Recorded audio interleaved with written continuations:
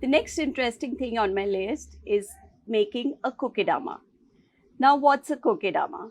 It's a Japanese way of growing a plant in a moss ball, where koke means moss and dama is the ball. Something like this.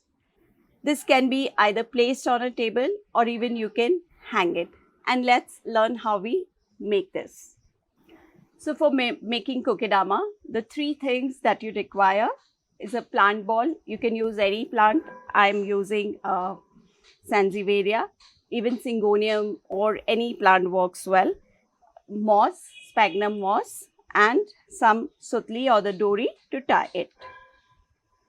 Simply bind the moss to your plant, covering the roots, so that almost all soil is covered. Gently keep pressing it and adding some water so that the moss holds on to the soil. Give it a nice round shape. And now we tie this. Be careful, just leave a little edge of your sutli to tie it at the end. And now your tying should not be very tight and not very loose as well. Just good enough for it to hold the moss. Keep rotating so that all the sides are covered.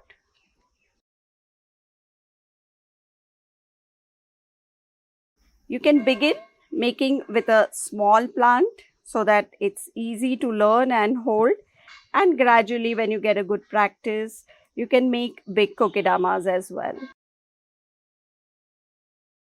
Yes, I have almost covered the entire ball. It can be zigzag, it can be symmetrical pattern, whatever. I have almost covered the entire ball. And now tying it up.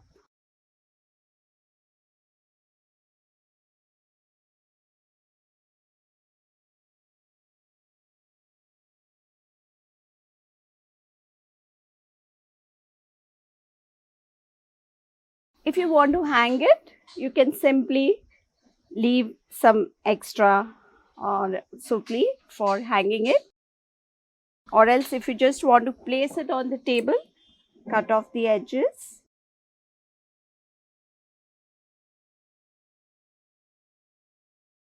And your kokedama is ready. And now how do you water the kokedama? Take a bowl of water, simply place your kokedama in it, leave it for 5 to 10 minutes till the soil is, the water is absorbed right inside of the soil and up to the roots. Remove it, let the water drip, and it's ready to be placed wherever you wish to. Since there's moss and the sutli which is stopping the water from evaporation, you can water the kokedama at a less frequency, maybe say 3 to 4 days is good enough.